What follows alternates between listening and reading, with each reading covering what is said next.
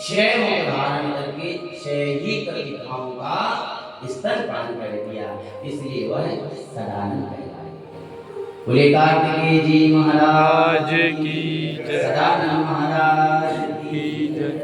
कार्तिकेय जी का पावन जन्म हुआ और फिर माता पार्वती को चिंता हुई, पता चला कि हमारा बेटा बड़ा हो गया है, तो उनको बुलाने के लिए भेजा है स्वामी कार्तिकेय जी के तप का भी वर्णन आया है।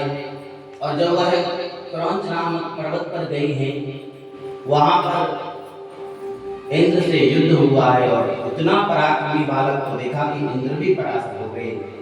तब सब समझ गए कि ये तो भगवान शिव के पुत्र हैं, यही हमारा कष्ट मिटाएंगे। सबने निवेदन किया है और जब निवेदन किया है तो तारकासुर से जाकर के स्वामी कार्तिकेय जी ने युद्ध किया और तारकासुर को मार करके देवताओं को सुरक्षित कराया है। बोले सदानंद महाराज की जय। तारकासुर का उद्धार कर दिया। स्वामी कार्तिकेय जी महाराज इतने बलवान थे कि उन उस तारकासुर को भी मारा, अन्य जितने देवते थे उन सबको भी मार दिया और कुमार की पदवी पर वह अभिषिक्त हुए। मां पार्वती भगवान शंकर के साथ में कैलाश पर्वत पर निवास कर रही हैं। भगवान शंकर के जो गण हैं वह उनकी रक्षा में रहते हैं, लेकिन भगवान शिव की अधिक आज्ञा पालन करते हैं। इसलिए माता पार्वती जब जलाशय में स्नान करने जाती, उनकी सखियों ने कहा, देवी भगवान शिव के और आपके गण बराबर हैं और कभी भी कोई भी आ जाता है, शिवगण उनको रोक नहीं पाते, सिद्ध भी आ जाते हैं। इसलिए कोई अपना निजी गण होना चाहिए जो हमारी रक्षा करे और जो किसी को यहाँ आने ना दे। इसलिए आप कुछ कृपा करो कि हमारे पास में एक निजी गण होना चाहिए। यह सोच करके माता पार्वती ने अपने मैल से फूटन से एक मनुष्याकार आकृति बनाई और उसमें तेज डाला है और उससे एक बालक का जन्म होता है। बोले गणेश भगवान की जय।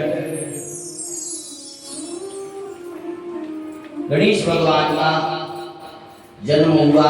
उन्होंने कहा, माता जी आपने हमें जन्म दिया है, हमारे लिए आदेश करिए क्या करना है।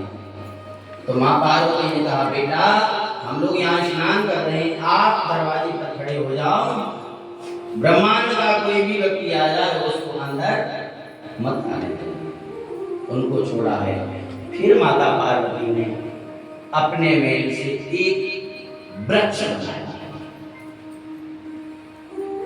और उस वृक्ष का नाम है अशोक। क्या नाम है? अशोक। अशोक का वृक्ष जो है वो गणेश जी के भाई हैं। माता पार्वती ने गणेश जन्म के बाद में तुरंत बनाया और माता पार्वती ने कहा, जो वृक्ष की सेवा करेगा, अशोक वृक्ष की पूजन करेगा, अशोक वृक्ष को लगाएगा, उसके जीवन में कभी शोक नहीं रहेगा। शोक होगा तो वह भी दूर हो जाएगा। जो इनकी छाया में आकर इनका पूजन कर देगा, उनके जीवन से भी शोक चला जाएगा। और अशोक वृक्ष के साथ प्रत्येक वृक्ष की महिमा माता पार्वती ने कही है।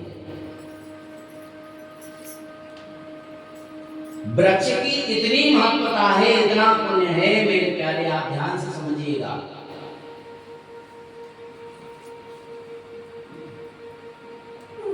एक कुआं खुदवाने में सार्वजनिक रूप से कितना पुण्य मिलता है, पुराण में लिखा है।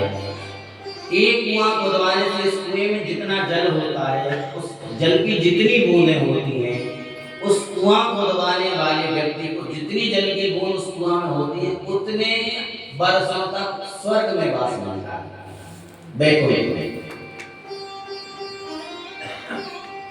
और एक कुआं खुदवाने का जो फल है, उससे 10 गुना फल एक बावड़ी खुदवाने का है।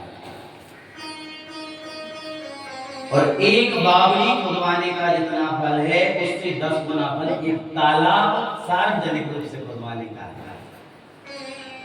इसलिए तो पहले के राजा महाराजा लोग जो प्रतिष्ठित लोग होते थे वह कुआं तालाब बावड़ियां खुदवाते थे जन सुविधा के लिए। अब बात अलग हो गई कि अब तो जलाशय में व्यवस्था भी है तो उसको ऐसे जैसे करके बिगाड़ देंगे तो लोगों का काम बिगड़ जाए। लेकिन पहले तो काम बनाया करते थे और इतना पुण्य था उसका कि 10 बावड़ी का पुण्य एक तालाब में और 10 तालाब का पुण्य एक कन्यादान में मिलता है। चाहे 10 तालाब खुदवा दो सार्वजनिक और चाहे एक कन्या का दान कर दो, बराबर होगा। आप ध्यान देना, जितना 10 कन्यादान का फल मिलता है केवल एक वृक्ष लगाने से वह पुण्य फल प्राप्त हो जाता है। इतनी वृक्ष लगाए, एक वृक्ष फलदार वृक्ष आप लगा दीजिए, 10 कन्यादान का फल